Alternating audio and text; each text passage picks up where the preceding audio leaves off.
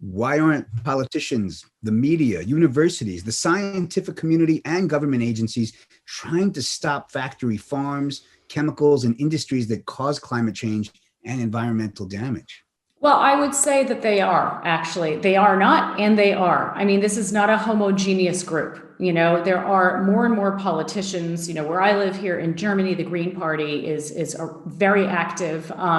There are a lot of people these days who are really working to change this problem from the inside out, from the inside of whatever sector they're working in. Nevertheless, systems like Carnism don't just roll over when they're challenged, they fight back. It's like a game of chess. There's move, counter move. So while there is a lot of work being done, bringing about positive change, there obviously is also a lot of resistance and pushback.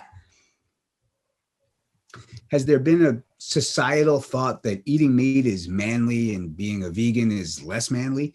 How has that thought changed in the last 20 years? And where did this thought even come from? I mean, historically, meat has been associated with masculinity and a variety in a variety of ways. And ecofeminists, this is feminists who are focused on the intersection of feminism, animal rights, and ecological protection and ethics, talk about how there is this long-standing connection between masculinity and eating animals. And fortunately, this association is changing as more and more people become aware of many aspects of what we now recognize as toxic masculinity. This might makes right mentality. And this is really starting to shift what it means to be a real man. Historically, this idea of, at least in patriarchal societies, which is, most societies in the world today, boys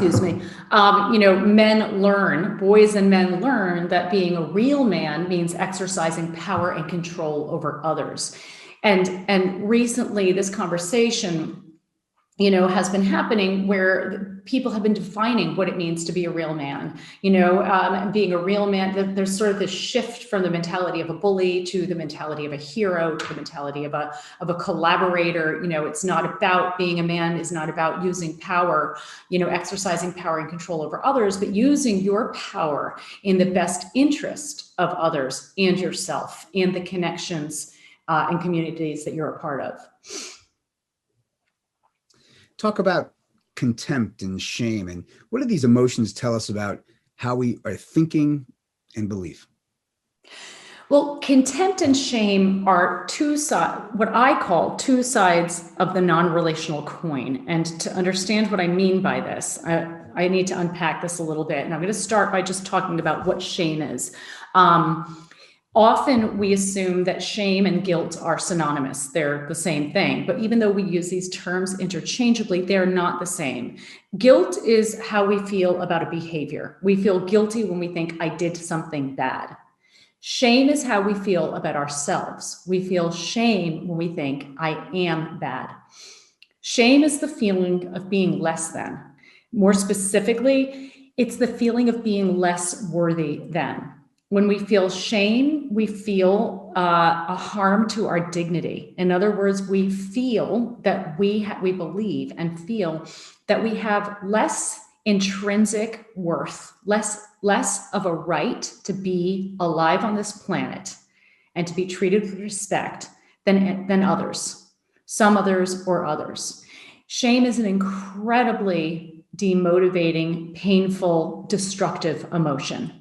It's an incredibly prevalent emotion because we have all been born into a deeply relationally dysfunctional world. And we have all been born into this world where our collective level of relational literacy, the understanding of and ability to practice healthy ways of relating, is really low. We're still living in what I call the relational dark ages right now.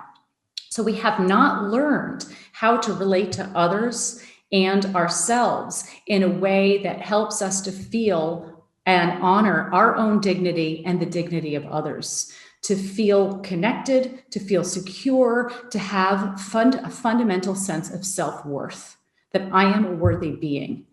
And so we carry around a lot of shame, and we're understandably very defensive against feeling shamed. And we tend to shame others in order to make ourselves feel better, because this is what our dysfunctional cultures have taught us to do very often. So I could go on and on about shame, but it's very much a problem. And it's a non-relational emotion because it reflects and reinforces relational dysfunction, a dysfunction in the way that we relate to others and also sometimes to ourselves. We can shame ourselves when we compare ourselves, for example, to an idealized version of ourselves. So the flip side of shame is contempt. So we feel shame when we feel less worthy than others.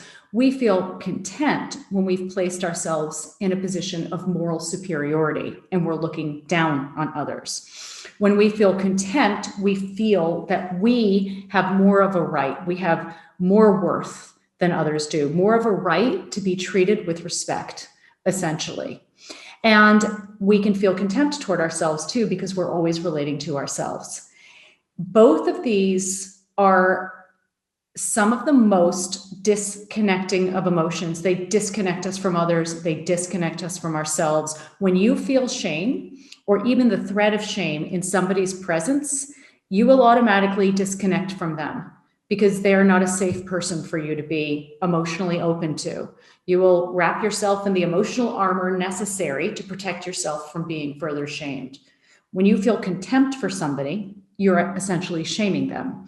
They will disconnect from you and you won't feel connected to them because you're looking down on them and seeing them as less than. Both contempt and shame result from believing in a false narrative, believing in an illusion. The illusion that some individuals are more worthy of being treated with compassion, basically being treated with respect than others.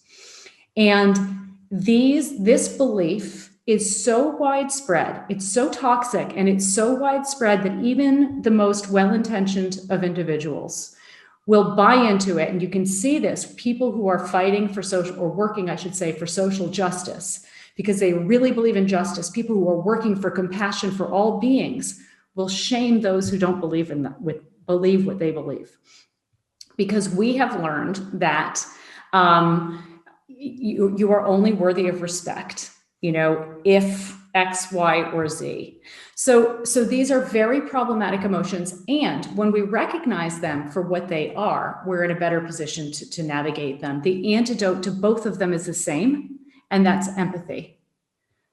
It's impossible to look down on others or look up at them if we're looking at the world through their eyes.